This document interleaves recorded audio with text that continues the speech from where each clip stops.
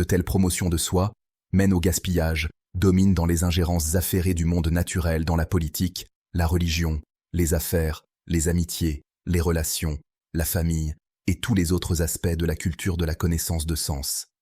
De tels actes contredisent les véritables motifs qui consistent à aimer Dieu, à le rechercher en premier et à observer ses commandements, qui ne sont pas pénibles. Jean 5:3.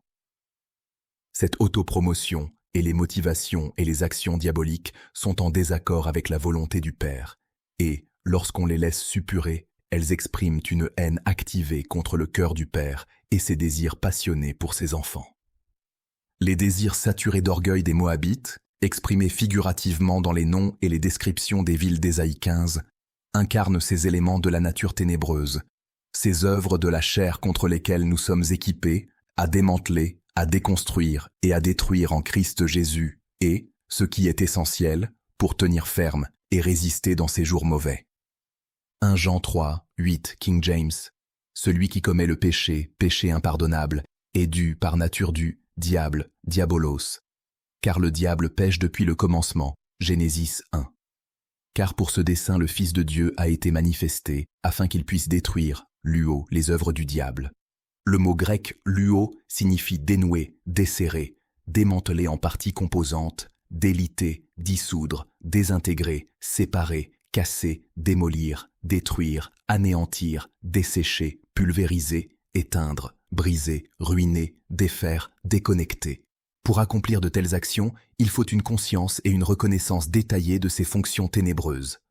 Nous ne devons pas ignorer les stratagèmes de Satan, 2 Corinthiens 2:11, dans le but de résister au malin, de résister à ses ruses ou à ses méthodes, car nous ne luttons pas contre la chair et le sang, le domaine des sens, mais contre les forces du mal qui manipulent le domaine naturel. Éphésiens 6:11-13, Darby.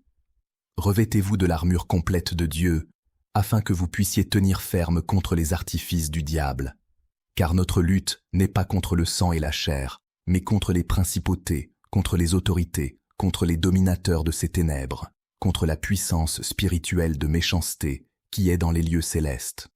C'est pourquoi, prenez l'armure complète de Dieu, afin que, au mauvais jour, vous puissiez résister, et après avoir tout surmonté, tenir ferme. 1 Jean 5:19, King James. Et nous savons, Wada, percevoir, que nous sommes de Dieu et que le monde entier, cosmos, gît, assis, situé, dans la méchanceté ponéros, mal qui harcèle. Cette influence maléfique, harcelante et destructrice du Dieu de ce monde, s'infiltre et entache entièrement ce ciel et cette terre, car il n'est pas seulement le Dieu du domaine des sens, qui est le monde des humains, mais aussi le prince de la puissance de l'air. La croyance aux sources de la vraie lumière, par l'intermédiaire de ceux qui sont activés par la lumière, empêche l'adversaire de submerger et de plonger dans l'oubli total le monde dans lequel nous avons la vie, le mouvement et la vie. Cosmos est l'univers ordonné dans sa totalité. Ainsi, la chute d'Adam a été si cataclysmique que l'ensemble du monde habité est maintenant sous l'emprise de la méchanceté harcelante. Ésaïe 45:3, Darby. Et je te donnerai les trésors des ténèbres et les richesses des lieux cachés, afin que tu saches que moi, l'Éternel, Jéhovah, qui t'ai appelé par ton nom, je suis le Dieu, Elohim, d'Israël. Ces trésors, les richesses de la compréhension du pays des ténèbres, les domaines diaboliques des ténèbres spirituelles, Dieu les fournit aux fidèles qui ont des yeux pour voir et des oreilles pour entendre.